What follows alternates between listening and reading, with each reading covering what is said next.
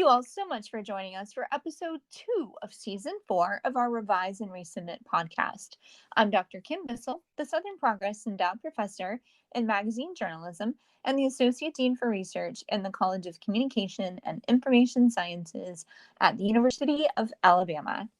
And I'm Dr. Annalisa Boland, an assistant professor in the Department of Communication Studies, also at the University of Alabama. And we both work in the Institute for Communication and Information Research, or the ICIR, at UA.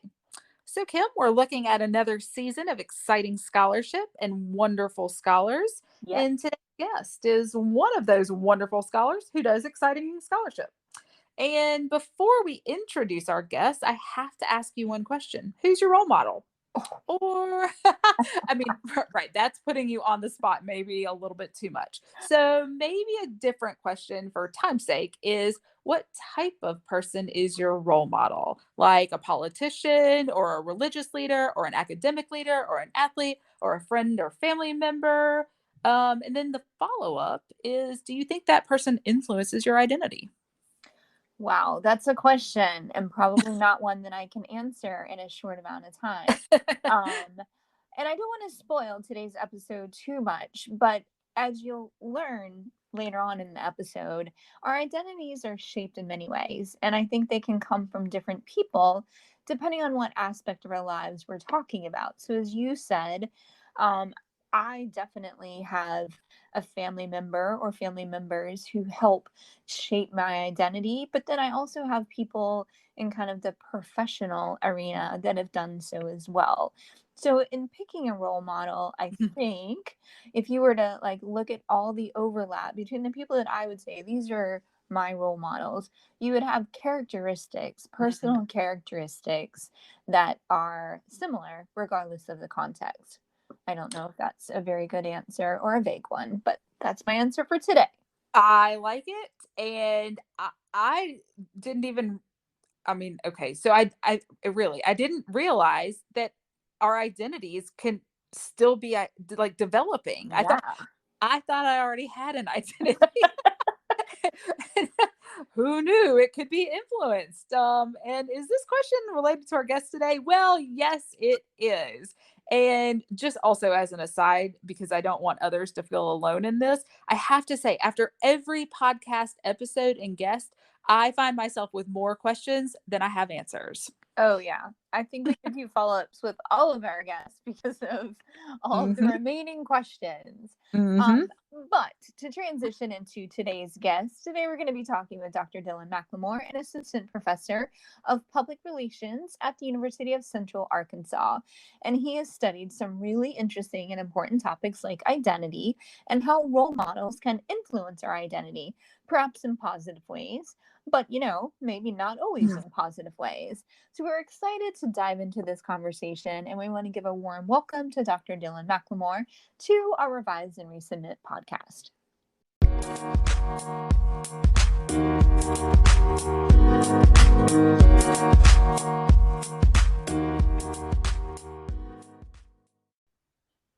Thank you so much for joining us today, Dylan. We are thrilled to be able to catch up with you. It's great to be here. So, Dylan, I'm going to have to fess up to doing a little bit of internet stalking and fully disclose that I'm a social media fan of yours and do often turn to you when looking for commentary on sports or politics or whatever else, or when I just want to laugh.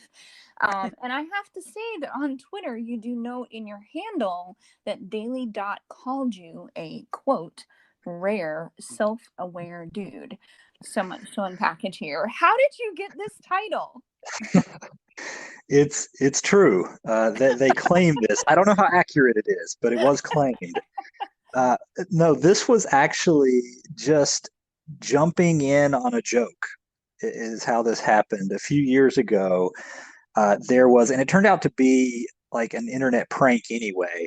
Someone had an ad, a print like billboard that they claimed to be from a university in Australia. And it was showing, like it was promoting a women's studies program, except the picture, the file photo was nothing but male students shouting down women. Oh, no. And it turns out that this was fake. This was never a real advertisement, but the internet did what the internet does.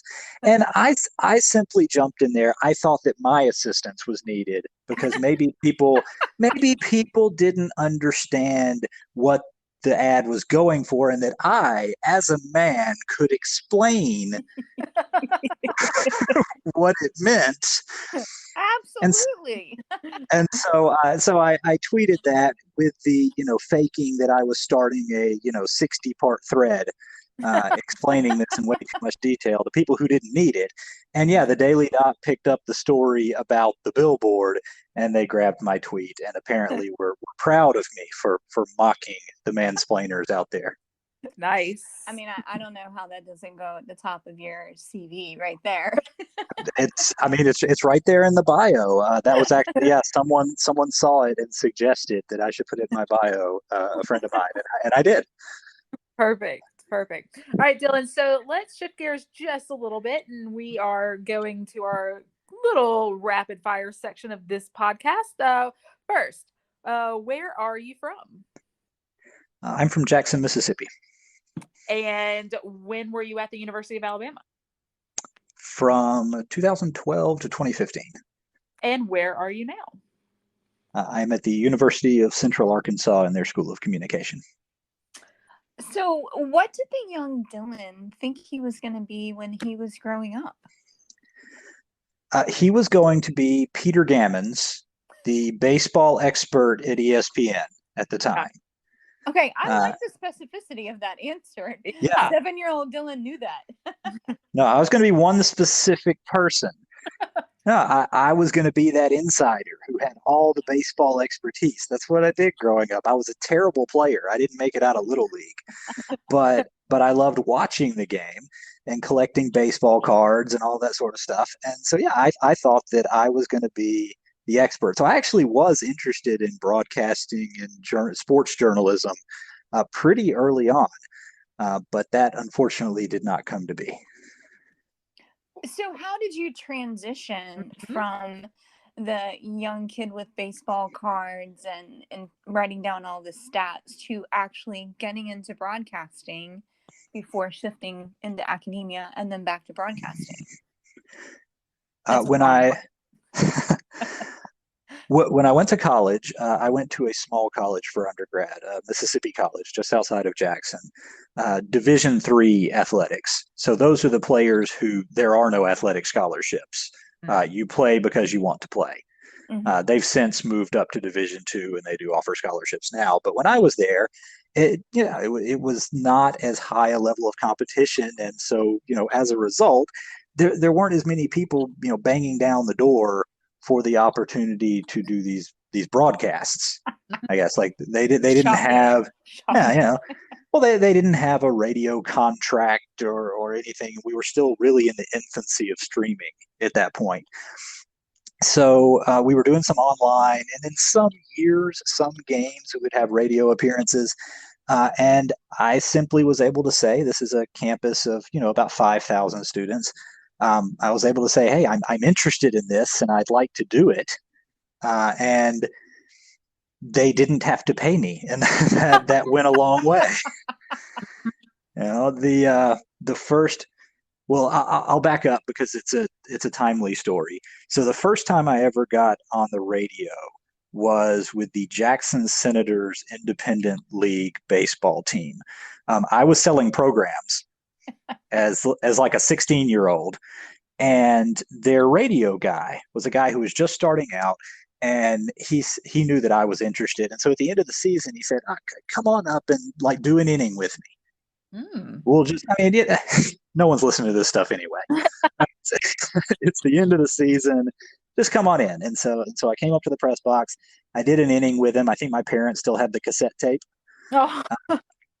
And so that was kind of my in. But that person, his name is Ben Ingram, and he is now the play-by-play voice of the Atlanta Braves. Oh. He just called their World Series victory. Wow.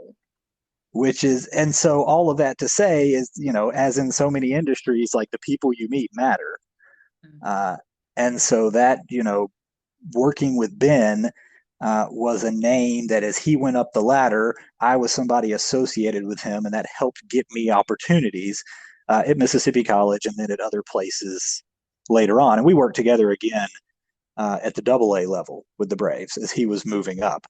And so those connections can pay off. And then the other part of it that helps you get into those industries is to simply say yes, even when sometimes it's inconvenient, like my, working for free as a broke college student and getting on buses way out to Texas when no one else would. But it got me the demo. And as most of our mass communication students know, it's all about having the tape. If you've got a tape of your work, that's what's going to get you the next job. Wow. So how'd you come back into a doctoral program? I was never going to go to grad school. Like, I was never going to get a master's degree because again, I was supposed to be at ESPN. This was going to be a pretty linear path. We started out just right with the cassette tape and the independent league baseball team, but after that, things really didn't progress. I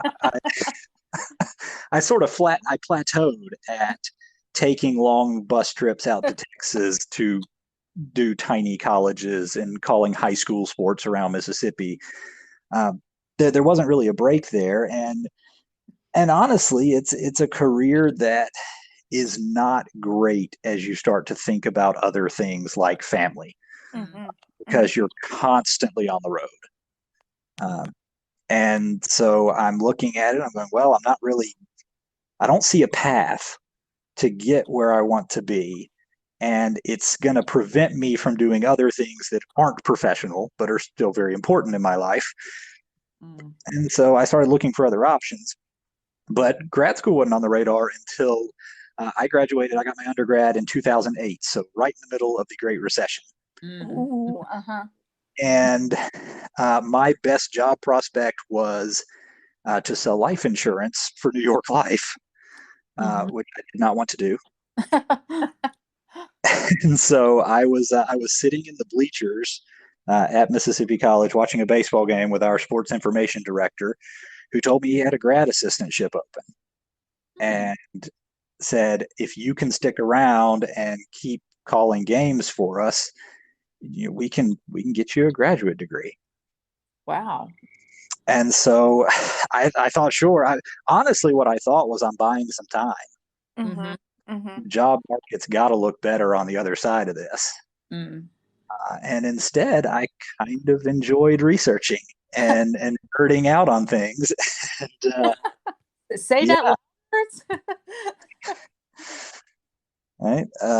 No, I enjoy being a nerd, and I was probably already doing that with baseball, but just a different sort, applying my nerddom in a different direction. And so it kind of stuck.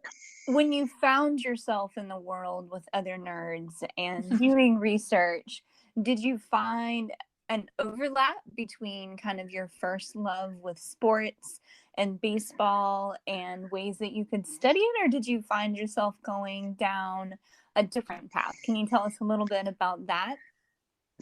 I went in a totally different direction, and it's because, honestly, I didn't know you could. I had no idea that the Andy Billings of the world existed when I started out in a master's program. I thought, I'm supposed to be researching, these very philosophical, high-minded things. That's what it means to be a graduate student, after all.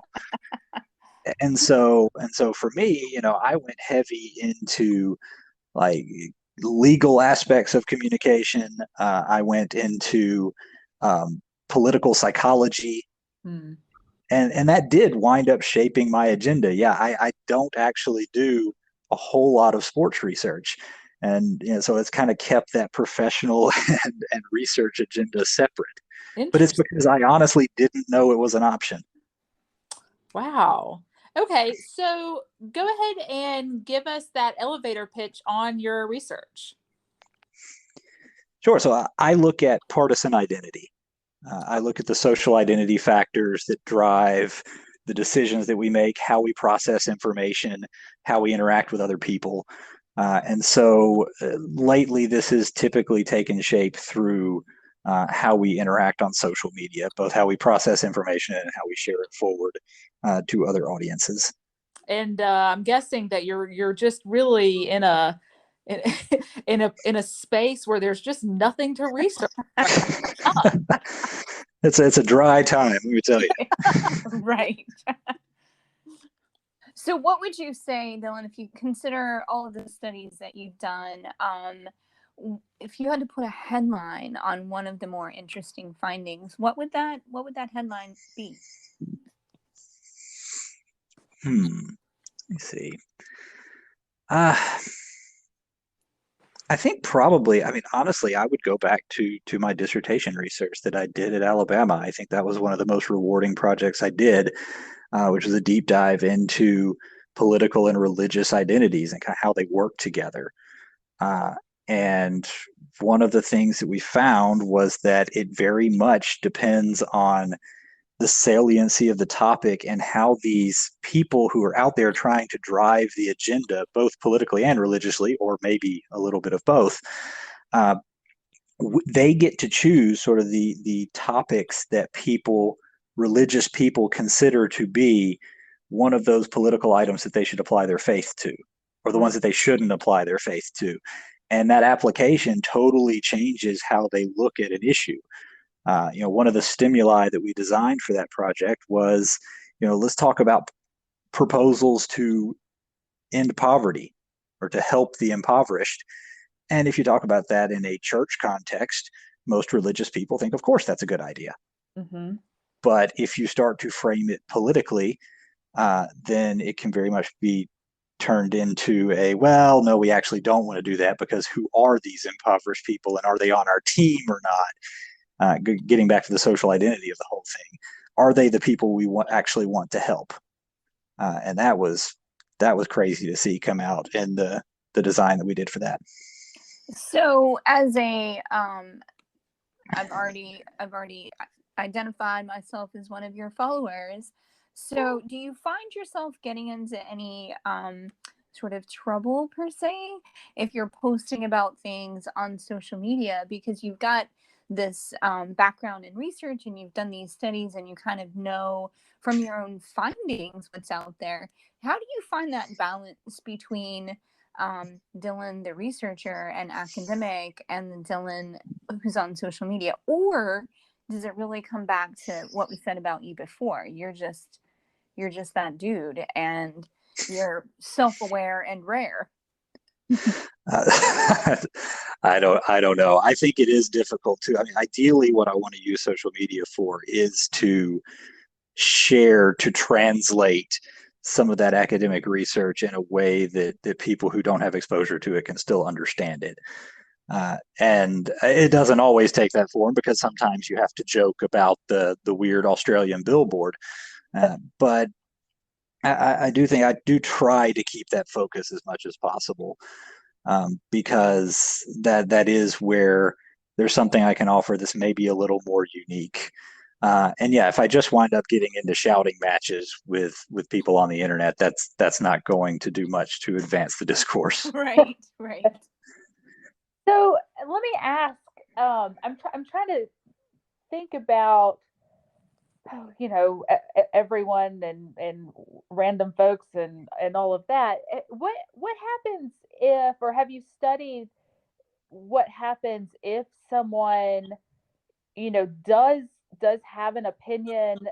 Let's go back to religion and politics and poverty, but then like then is told like your thinking is wrong and here's the agenda. Like, is there some cognitive dissonance there? Is like what happens to that person's identity, and does the identity change? So who is the person providing the dissonant information? I guess that would be the important component. So if that's a religious leader, right? Okay.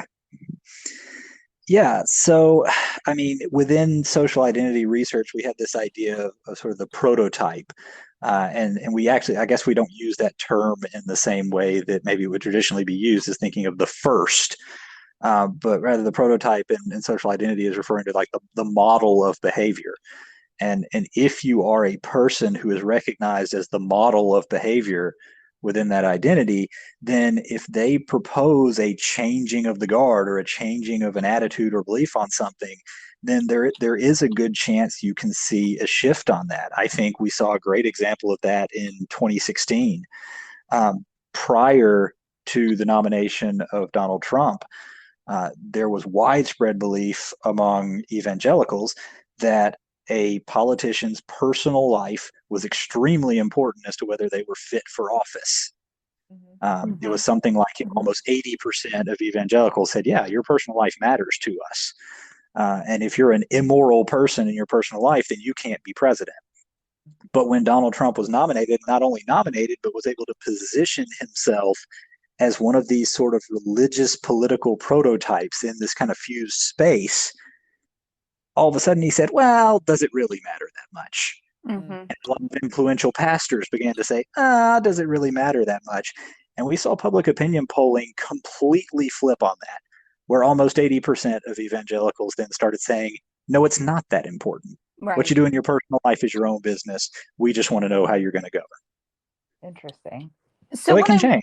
What I'm wondering here is when you talk about identity and the way people identify with a political group or a religious group, can this be translated into a different arena, pun intended, like sports? I mean, this is something where, when you think about how people identify in politics and with different groups, I kind of see it happening in sports as well. Is that something that you've studied or something that you see going on? Right. It probably happens even more in sports. Right. Because the stakes are so much lower, relatively speaking. I know we don't always feel that way, especially as Alabama football fans. Right. But Everywhere yeah, else but here. Everywhere else but here. Yeah. Right. Sports is an easy place to lose yourself and just go full in on that identity. Yeah, I can act like a completely irrational person, and it's okay. It's just sports. It's a game. And so yeah, I can get caught up in my team, and the refs are out to get my team, and it's all largely in good fun. But yeah, when that starts bleeding over into politics or into the church, that becomes a lot more serious. I've kind of used the analogy before that, um, if the news, if journalists are the officials, if they're the ones kind of watching the field and letting us know what's happening and letting us know if what's happening is fair or just, then if we see them as rigged against our team, just like we would in an Alabama-Auburn football game, if we're like the refs are out to get us or the media are out to get us, then we're not going to listen to the factual description of what happened, because we're just going to say, oh, those aren't really the facts. And so that sort of sports culture bleeding into other parts of our lives and into how we function in a democracy, that starts to become really serious. Definitely. Well, I would say the refs are out to get us. No, I'm totally joking. Totally joking. We're supposed to listen to. So shifting gears just a little bit, tell us a little bit more about the types of classes that you teach, how or if the research and scholarship you do makes it into your classes. And you even said earlier on, when the young Dylan was thinking about his career, grad school was not in the forefront of your mind. So what kind of advice do you give students, or do you find students and say, hey, you may have a career in academia, you just don't know it? So I teach at University of Central Arkansas. Is primarily an undergraduate institution. We do have some master's programs. So we are teaching a lot of first generation students and folks who just have the undergraduate degree in mind. So those conversations have been interesting because sometimes one of the motivating factors is, hey, if you stick around to get a master's, it does mean you're going to go somewhere else. We're a regional university, and so for some, it's the appeal of, oh, now's my chance to go to UT Austin, or to go Mm. to Missouri, or to go to Tennessee, or somewhere that's still relatively nearby, but go to that big school. So sometimes that's actually one of the selling points of going forward and getting that graduate education. But my advice is always kind of counterintuitive to my own situation. But in an economy that is working a little better than mine was back then, where you can actually go find a job, you should probably know why you want to go get the degree before you put the time in to go get it. I mean, I was fortunate to get in and enjoy what I did, and then to have academic pathways open up for me to actually make that a career. But to just do it on a whim Hmm. is probably not the best thing. You want to know why you want to do it. And so I think there's something too. A lot of my students will go out and work for a year or two and then go back and get the master's at that point because they see it. Some of them see it as a way for career advancement. Hmm. But others do see, no, I want to get back to the more scholarly life, and I do want to pursue that academic pathway that ends with me teaching in a classroom. So So when you, oh, go ahead, Annalisa, I'm sorry. trying to think of now, like the the the intersection of like trying to think about um kind of identity of undergrad students like developing, and then your research on identity and model behavior, and then you're teaching students and helping them develop. Like, do you ever see see some of your research like kind of in your students? I don't know if that makes sense. Yeah, I think it does. We more than anything, undergraduate education in particular is about discovering who you are.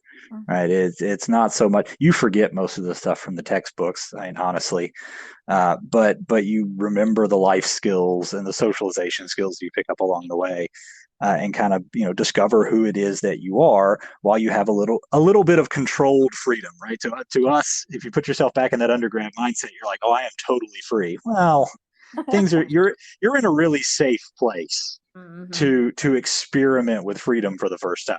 Mm-hmm. Uh, but those are the things that you learn. And so yeah, I think that you're discovering what that identity is when it does become a little untethered, Mm-hmm. and you have more room to see what you want to become. And yeah, I think for some students they do look to professors as that potential role model for that new identity that's forming. I don't think that's a super common thing, Mm-hmm. but it certainly can happen where you start to see that lifestyle and say that might be a career path that I am interested in. And so that you could, I mean, for me, honestly, I get it a lot more from the professional side because they're far more interested in what I'm doing with broadcasting. Just like I would have been though. I mean, I said not many of us are thinking of when we arrive at college, I'm going to be teaching here one day. Right. That's we find ourselves back there after a longer journey. But certainly, yeah, I think any of us who go into teaching do look back at some of those professors who influenced us and made us think that seems like a really impactful career that we could pursue.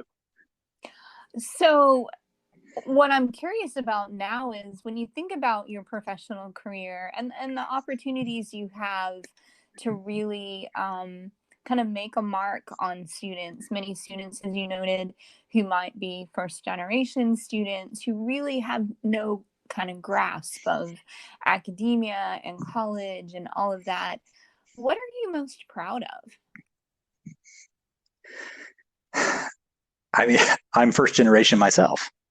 Oh. Uh, and so I think it has helped in a lot of ways, in having those conversations because, and it is true. I mean, a lot of academia it runs in the family. Hmm. We have mothers or fathers or grandparents or aunts or uncles, someone down the line there was really that person who put that in us. And for first generation students, that's not always there. And I think it helps me connect with them when they do hear, no, I was actually right where you were. And also had some of the same bad habits that I, now makes me want to pull my hair out. But I also remember, like, oh, if I have a maximum number of classes to miss, I'm probably going to miss one less than that.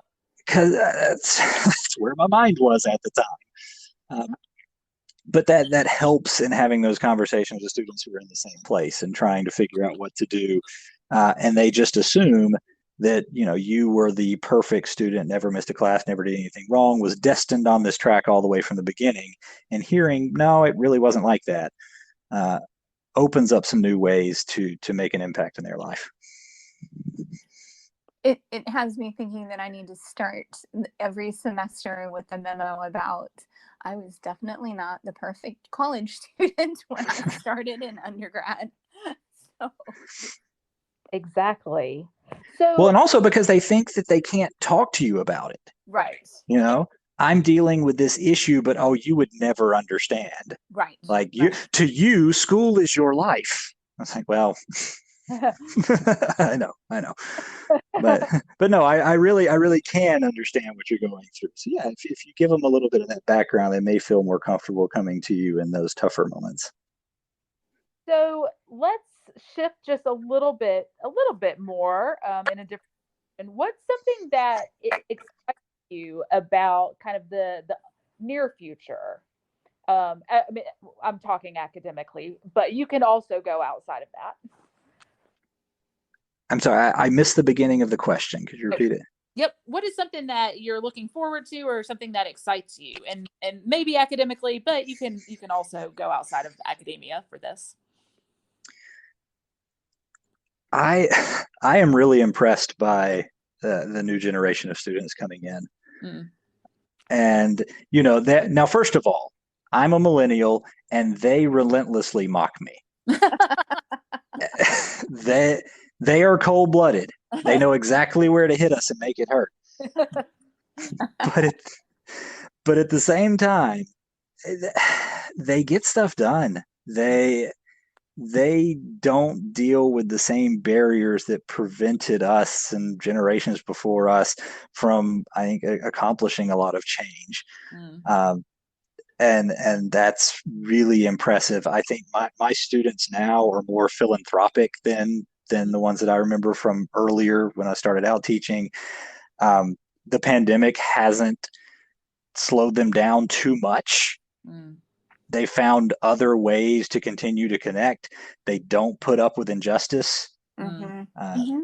They and honestly, that has held some professors to account who maybe weren't serving their students in the most equitable ways. And that's probably been good for our profession, that they're not just allowed to do that anymore. You have students who are going to call them out on it. And so, yeah, I think they have a view of the world that I think is much more equitable, much more egalitarian, and that they're going to make it happen. And especially teaching public relations students, which are primarily who I teach, they're going to go be the advocates.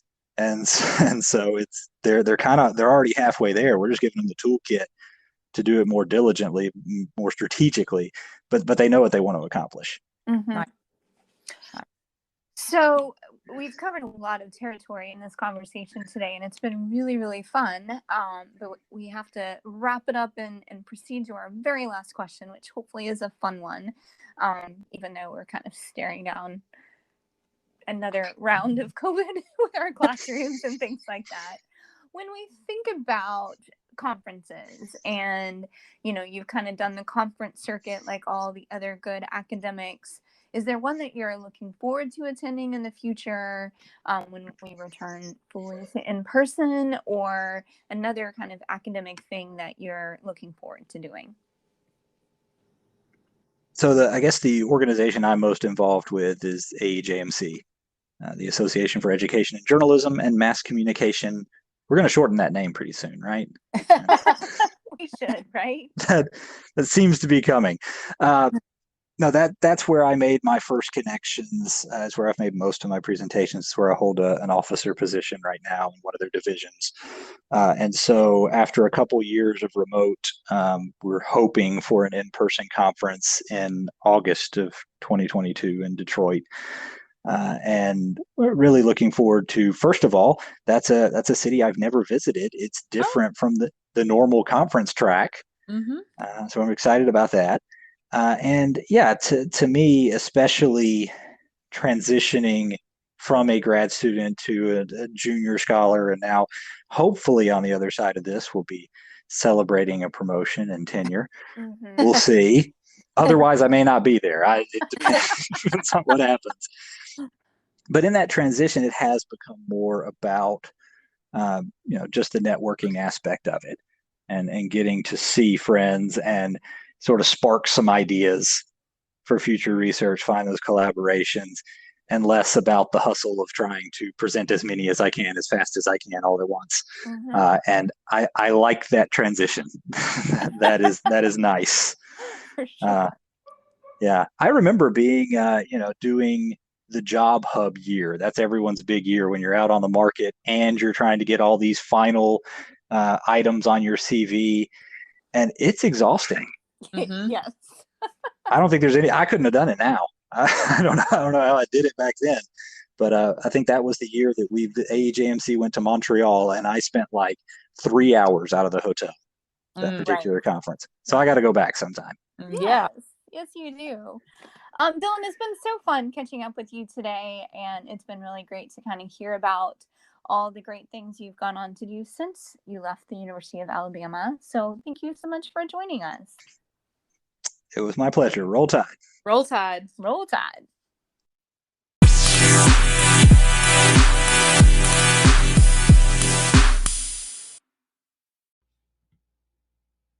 All right, y'all, we have had 2 great conversations with former PhD alum, and this greatness is just gonna keep on being great. Next week, we're gonna be talking with Dr. Jessie Ohl, who, as it so happens, is really just around the corner from us, just down the hallway in Reese Pfeiffer, CNIS PhD alum who turned associate professor in the Department of Communication Studies right here at UA. We are gonna have so much fun with this conversation. You definitely don't want to miss it. So please follow us on Twitter at ICIR Alabama. If you look at the show notes, you're going to get a lot of information about our guests, how to follow them on social media, and keep tuning in every single Monday at 11 when the new episodes drop.